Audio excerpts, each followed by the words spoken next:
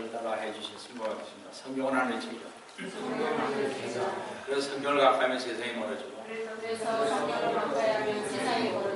성경을 멀리하면 세상이 가까워지고 벌써 5월 중순입니다. 여러분들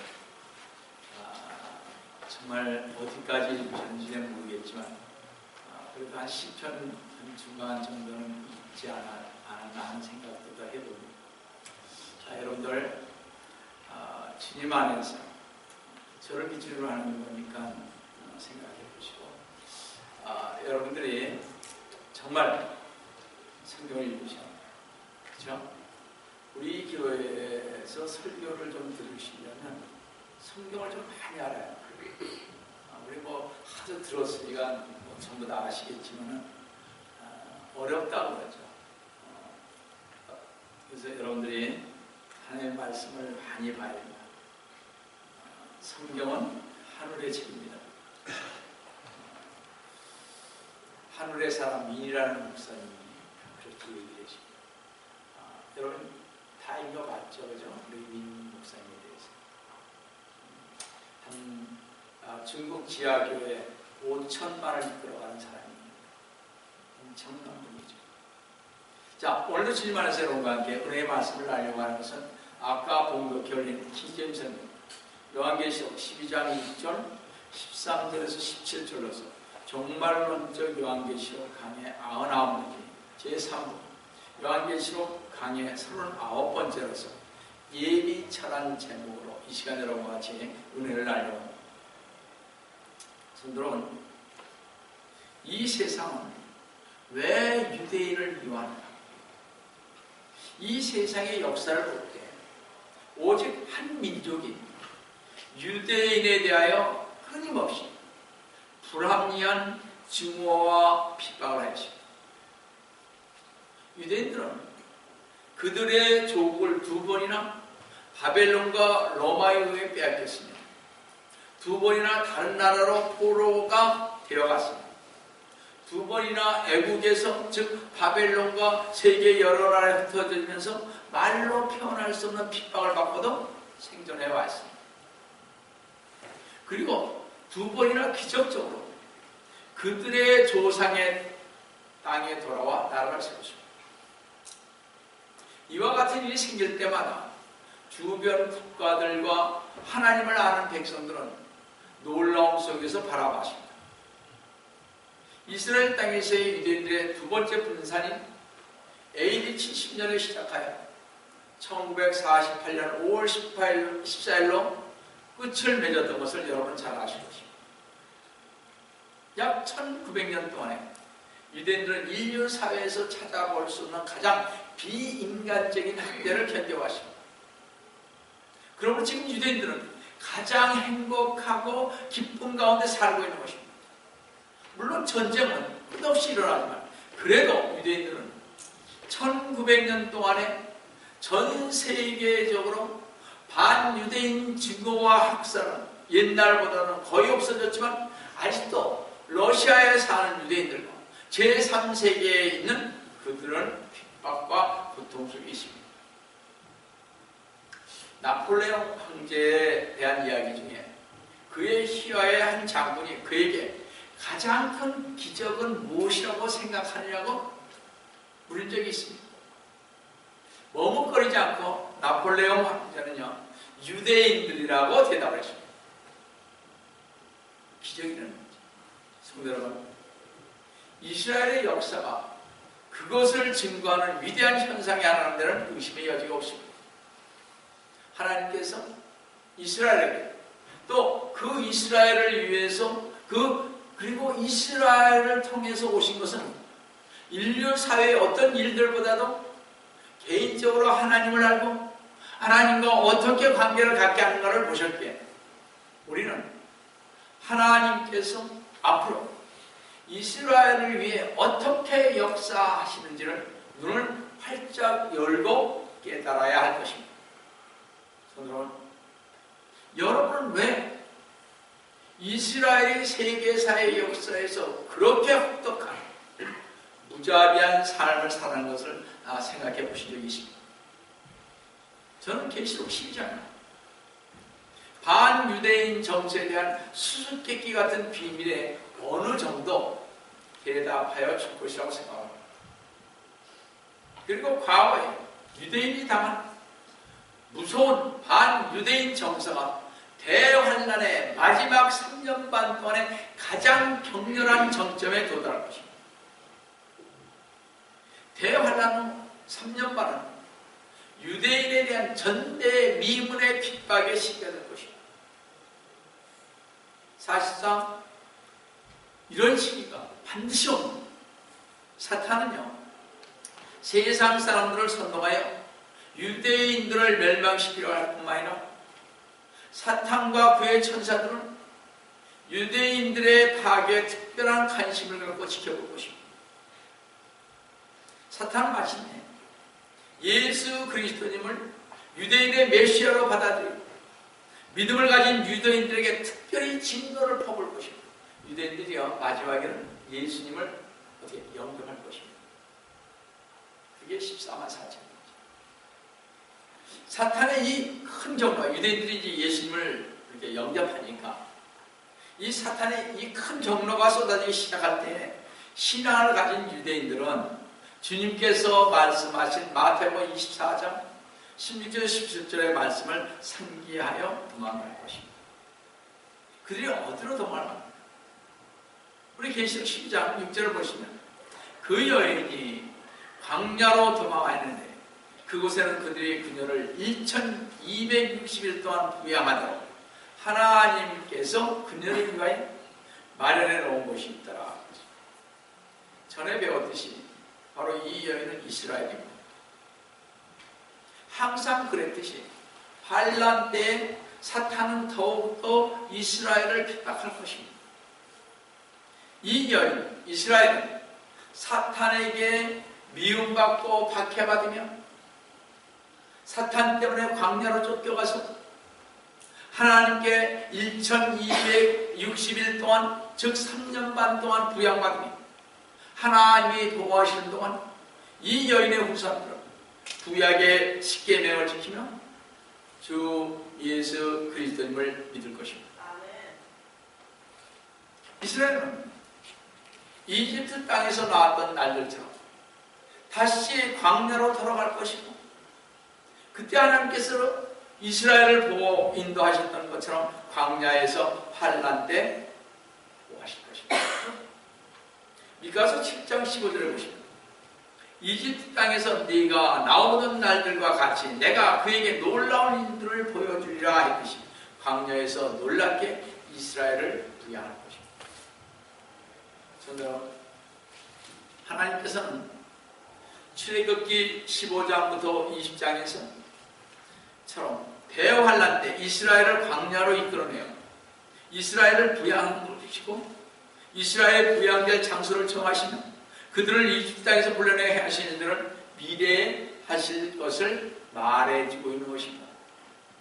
아마도 이스라엘이 이집트 땅에서 나왔을 때처럼 하나님께서는 하늘에서 내려오는 만나 같은 기적적인 방법으로 먹이실 것입니다. 우리가 알다시피 적그리스도는요 666표를 받지 않는 사람들에게 매매 행위를 금지시킬 것인데 이것으로 피한 유대인들은 적그리스도의 표인 666표를 받지 않을 것이기 때문에 그 유대인들을 살리기 위해 하나님께서는 초자연적인 방법으로 유대인을 부양하게 하는 것입니다. 그래서 이스라엘 여러분 출애굽했을 때 어떻게 했습니까? 하나님께서 하늘에서 뭘 내려줬어요? 만나와 또 고기로 뭘 했습니까?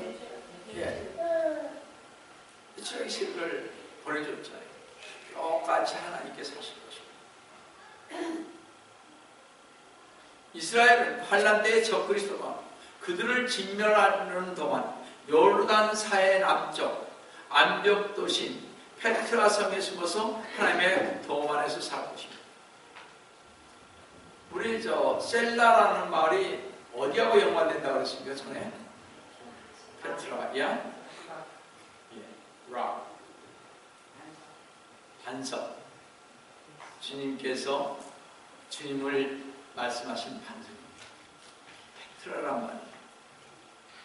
다시 오실 주님, 셀라입니다. 여하튼 이스라엘이 광야로 통과할 것은 주 예수 그리스도님께서의 마태복음 24장 20절에서 환난 때 유대인들을 향해 말씀하시는데 너희는 피난하는 일이 겨울이나 안식일에 일어나지 않도록 기도하라. 이 말씀은 환난 때 있을 것입니다. 근데 피난하는 일을 영어로 한번 보세요. 뭐라 하십니까? Your flight. 비행기 타고 갈 때 플라이트 있죠. 라고 되어 있을 거 비행기로 피난을 갈 것입니다. 지금 시대는 그렇지 않겠어요? 참으로 놀라운 사실은 여러분들 이스라엘에서는 비행기가 안식일인 금요일 밤과 토요일 낮 동안은 뜨지 않는데 비행기 안 뜹니다. 텔아비브 공항에. 제가 조사한 바로는 2016년 1월 20일 제가 직접 이스라엘에 임금이 선교사한테 전화했습니다. 알아봤다. 정말 그러네요. 오래전부터 이스라엘 나라가 세워지면서 지금까지요. 금요일날 밤새부터 토요일까지는 안 됩니다. 비행기. 이스라엘은 안식일에 그러니까 자기 나라 비행기만 안 됩니다. 애국에서 오는 건 뜨는데 자기 나라 건 절대 안 됩니다. 무섭죠? 이게 이스라엘 백성입니다. 왜냐하면 대환란 때 후 3년 반 동안에도 유대인들의 남은 자들은 하나님의 계명들을 지키고 있음을 봅니다. 여러분들 이들은 계명 많이 지키며 가는 사람입니다. 성도 여러분, 광야의 예비차는 요르단, 지금 요르단입니다. 페트라, 즉 반석이라는 뜻의 도시 이름으로 요르단 동쪽에 위치한 계곡의 동부를 말합니다. 이 페트라 성은 옛날 고대 상업의 도시로서 한때 26만 명이 살고 있으나 지금은 유목민이 가끔 왕래하는 곳이라고 합니다. 양쪽이요 이렇게 바위 절벽으로 된 것인데 사람 두 사람이 들어갈 수 있는 아주 좋은 일입니다. 근데 탐험가인 존 루이스가 1812년에 발견했는데요. 이 페트라 이 동굴에는요, 동굴에 숨을 수 있는 인원이 128만 명이라고. 엄청나죠? 환란기 후 3년 만에 페트라 성으로 도망한 유대인들은 철저한 고통의 통곡 속에서 회개할 것이라고 하면 그때 이들은 예수님을 믿을 것입니다. 거기 다 들어가서 이제 그때 예수님을 찾을 거예요.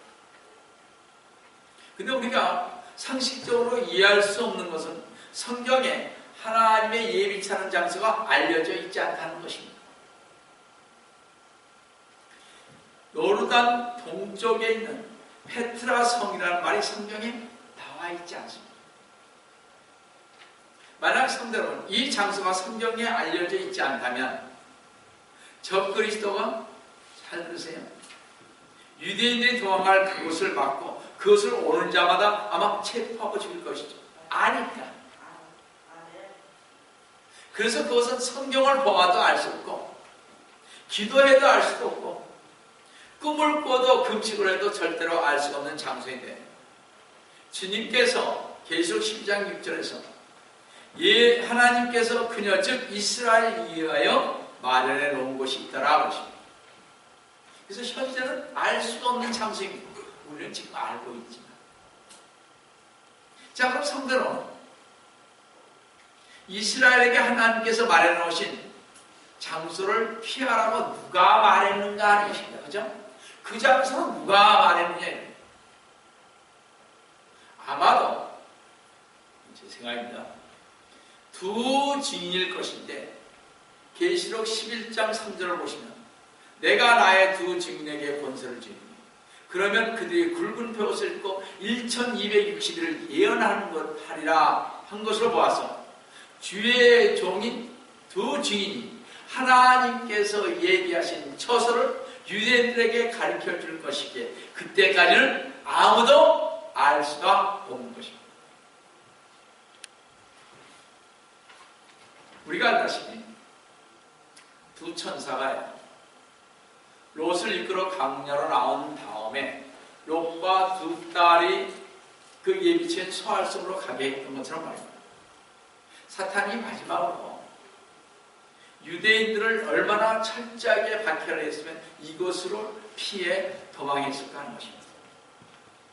다 같이 계시록 12장 13절에서 14절 보시겠습니다. 그 용이 자기가 땅으로 쫓겨난 것을 알고서 사내 아이를 출산한 그 여인을 박해하더라. 그때 그 여인이 독수리의 두 날개를 받았는데 이는 그녀가 광야에 있는 자기 처소를 알아서 그곳에 그 뱀의 낯을 피하여 한 때와 두 때와 반 때를 부양받으려 한다고 하죠. 한 때와 두 때와 반 때니까 뭐예요? 한 때, 두 때, 반 때니까 3년 반이죠. 그죠? 1260일. 제가 지난주에 설교에서 보았듯이 천사장 미카엘과 전쟁에서 패한 영은 이제 곤중 권세를 잃고 땅으로 쫓겨난 곳에 분노하여 아이 즉 예수 그리스도님을 낳은 이스라엘을 박해했습니다. 그래서 이스라엘을 박해하는 것입니다. 마리아가 아니에요.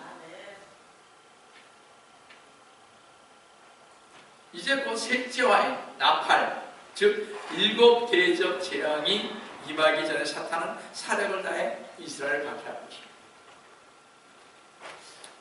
사탄이 증오 대상이 이스라엘인 이유는요, 구세주가 이스라엘에서 나왔죠. 우리 주님이 이스라엘에서 나오셨잖아요. 사탄이 그래서 이스라엘 백성을 싫어하는 거예요. 또 하나는요, 성경이 이스라엘 사람들에게 쓰여졌습니다. 근데 사탄이 가장 증오한 이유는 주님께서 오시면 천년 왕국에서 이스라엘이 이 세상을 다스리도록 약속을 받았기 때문입니다. 사탄은 이 세상의 신이기 때문에 예수 그리스도께서 재림할 때 이스라엘의 그 약속을 자기에게서 빼앗을 것을 생각하니 분노가 나서 분노가 치밀어서 이스라엘 전체를 다 진멸하려고 했던 것입니다. 그래서 이때까지 이걸 알기 때문에 이스라엘을 계속 유대인들을 박해를 하는 것입니다. 누구? 사람들을 통해서. 무섭죠. 근데 여인인 이스라엘이 큰 독수리의 두 날개를 받는다고 했는데 아까 마태복음 24장 20절에서 피난하는 일이 영어로 뭐라고 했어요? fly. 도망도 되지만 비행이라는 뜻도 있습니다. 아까도 말씀드렸듯이 하나님께서는 대환란 때 유대인들을 광야로 피난시키는데 아마도 엄청나게 큰 수성기에 태워 계속 피난시킬 것입니다.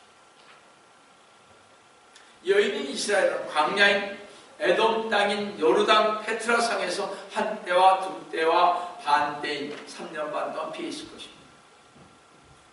그것은 바로 어딘지 아세요? 욥이 거했던 사해 남쪽 에돔 땅인 우수입니다. 욥기 1장 1절을 보시면 우수 땅에 한 사람이 있었는데 그의 이름은 욥이더라. 그런데 구약의 도피 성읍들은 환란 때 이스라엘 자손들이 피할 광야의 예비처를 예비합니다. 구약에서는 살인자가 피해 보복을 피해 완전하게 거할 수 있도록 요단강 이편과 저편에 3개씩의 도읍성을 세웠죠. 여러분 아시잖아요. 요단강을 이렇게 사이에 두고 여러분들 주님의 말씀에서 3개의 도피성을 이렇게 만들지 않습니까? 살인자들이 도망가기도 만들고. 이것은 재판 후에 살인자가 고의적으로 살인하는 것으로 증명되면 살인자는 어떻게 다시 피해 보복자의 손에 넘겨지고 부지 중에 저지른 살인이었던 대제사장이 죽을 때까지 어떻게 도피성에 머물러 있을 수 있었습니다.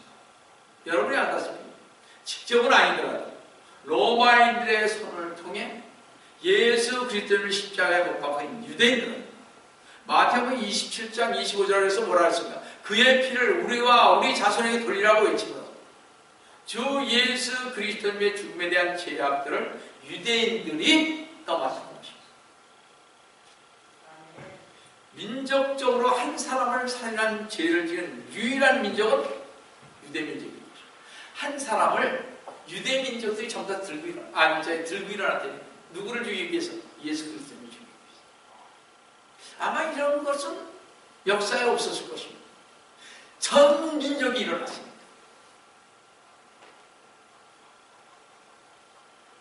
유대민족들은 주 예수 그리스도님을 죽인 죄로 인해 그때부터 지금까지 도피성을 찾아 다녔지만 아직도 도피성에 도달하지 못하고 방황하고 있습니다. 지금도 유대민족은 민족의 생존권이 적들의 손에 달린 상황 속에 살고 있죠. 그죠? 그래서 2000년 동안 유대인들은 유랑하는 유대인이라고 불렀습니다. 이런 유대인들의 대학살의 예언이 신명기, 벌써 신명기에 예언되어 있었는데 28장 64절에서 67절 가운데 65절을 보시면요, 이 민족들 가운데서, 이방 민족들 가운데서 네가 안일함을 얻지 못할 것입니다. 내 발바닥에 힘을 얻지 못할 것이라는 모세의 예언이 정확히 성취된 것을 알 수 있습니다. 이방에 가서 여러분 발바닥에 힘을 얻지 못하는 건 뭐예요? 엄청난 고생을 하는 것입니다. 적 그리스도는 피의 보복자가 되어 광야로 피한 이스라엘을 추적할 것입니다. 이스라엘은 하나님께서 말해놓으신 도피성으로 숨어야만 합니다. 이사야 26장 20절 통화에서 이를 이해할 수가 있는데, 내 백성아 오라, 내 방들에 들어와서 내 문들을 닫고 그 분노가 지날 때까지 잠깐 동안만 숨어라. 주 하나님께서 이스라엘 이집트로 데려오실 때 40년간 돌보시고 먹이신 것처럼 이스라엘은 대환란 기간 중에 또 한 번 광야의 훈련을 받을 것입니다. 아까 어디로 간다 그랬습니까? 요르단 쪽, 그죠? 그쪽, 남쪽, 그쪽으로. 그러므로 이 출애굽한 이스라엘이 광야에서 시험의 기간을 지나 가나안 땅으로 들어간 것은 대환란을 거쳐 안식으로 들어가는 예표가 되는 것입니다. 모든 것을 이렇게 잘 보시면 이게 이스라엘 역사 이렇게 될 것이라는 알 수가 있다는 거죠. 성경을 여러분 지금 안 읽으면 출애굽에서 뭘 했더라 모르는 거예요. 그렇죠? 아무리 얘기를 해도 잘 모르니까 성경이 저 목사님은 설교가 어렵다고 그러죠. 그건 뭐예요? 자기가 성경을 안 읽는다는 사람 아닙니까? 그러니까 얼마나 바보 같은 얘기들을 해요. 지금 한심한 사람들 아닙니까? 성경을 안 읽으니까 어렵지. 읽으면 얼마나 재밌고 좋은데요. 안 그렇습니까? 아멘이죠? 아무리 봐도 제가 성경이 왜 어렵습니까? 풀어주는데 안 읽으니까 어렵죠. 그러니까 나는 성경을 안 읽는 신앙인입니다 이렇게 얘기하고 다니는 건 똑같습니다. 제 설교가 어렵다고 한답니다. 이 테이프를 듣는 분들은 이제 그런 얘기 안 하겠죠. 그죠? 설교가 너무 쉽다고 그러죠.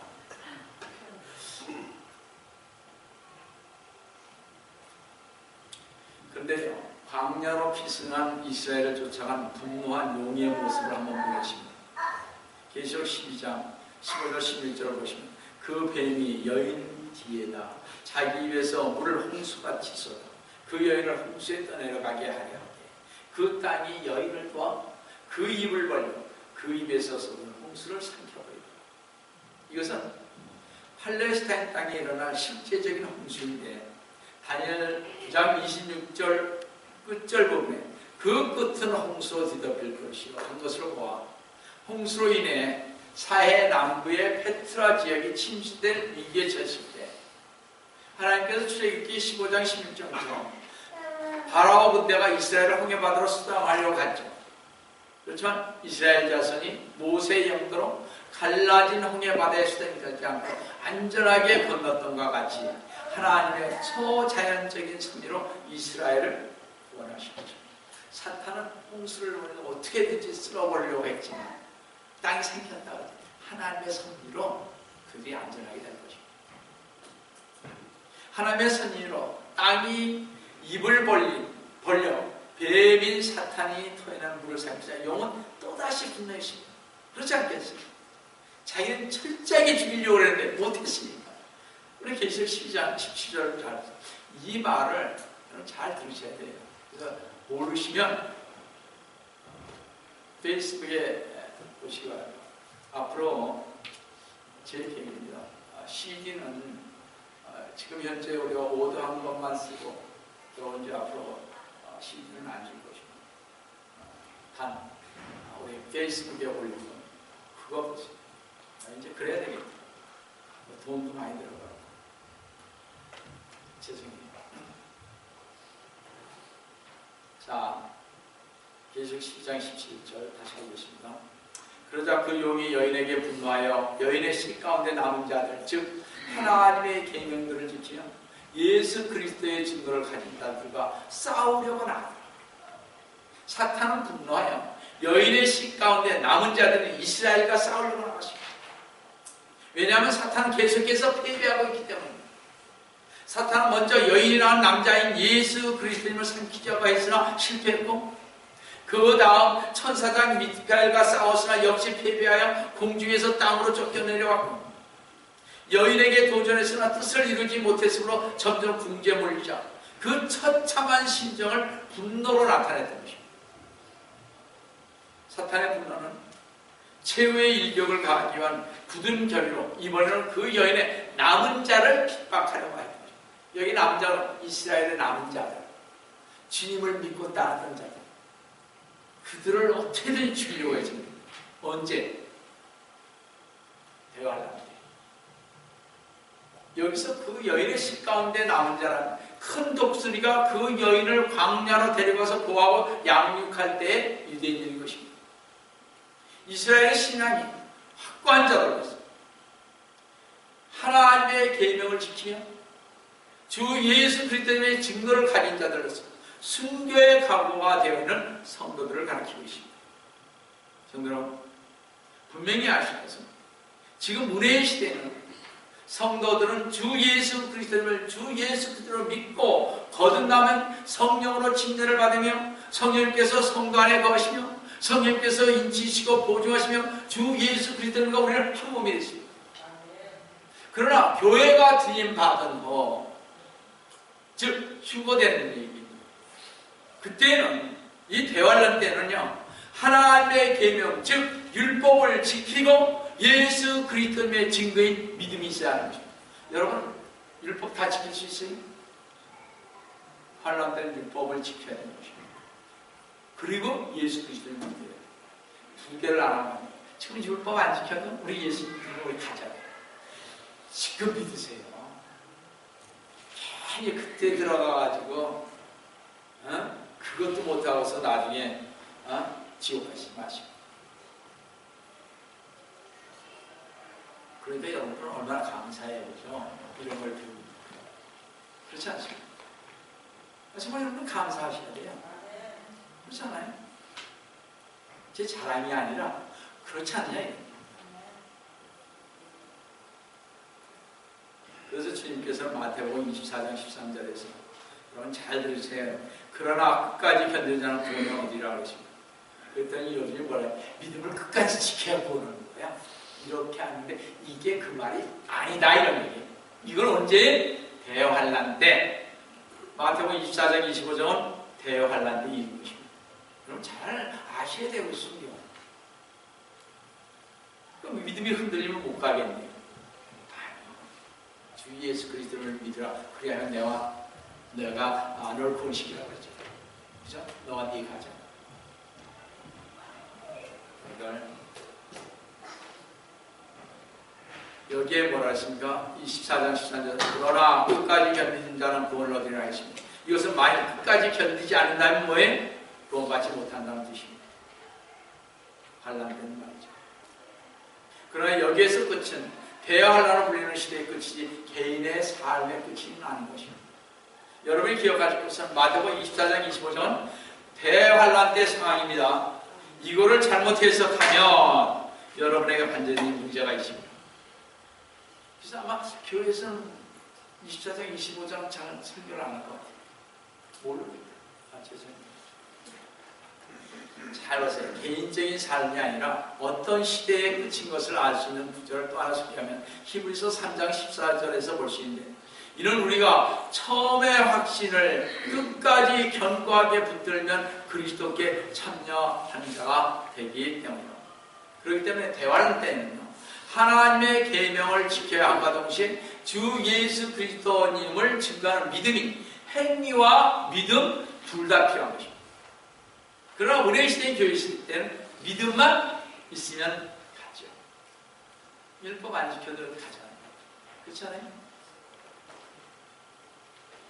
만약 우리가 대환란 시대에 살고 있다면 끝까지 믿음을 지키지 못한다면 구원을 상실하게 될 것입니다.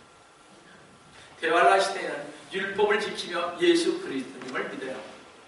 성도 여러분, 지금까지 우리는 장차 필연적으로 다가오게 된 7년 대환란 때 하나님께서 예비하신 광야의 예비처에 대하여 오십니다.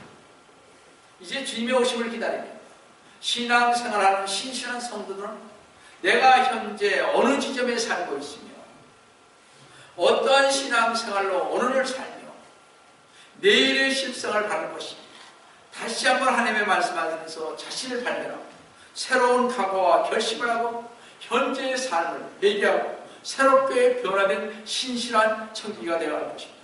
성도 여러분, 베드로전서 4장 7절 말씀에 만물의 마지막이 가까웠으니 그러므로 너희는 정신을 차리고 깨어 기도하라고 하신 말씀에 귀 기울이시고 주 예수 그리스도께서 오실 때까지 정신을 차리고 깨어 기도하면서 지혜스러워 총명이 있는 자가 되어 순결한 신부의 옷을 입고 땅의 것을 생각하지 마시고 위에서 부르시는 상급을 이용해 주님을 위해 영원한 것이 무엇인지를 그리스도님의 심판석에 비추고 신앙생활을 하시기를 속효를 하시는 주 예수 그리스도님의 이름으로 축원합니다. 아멘.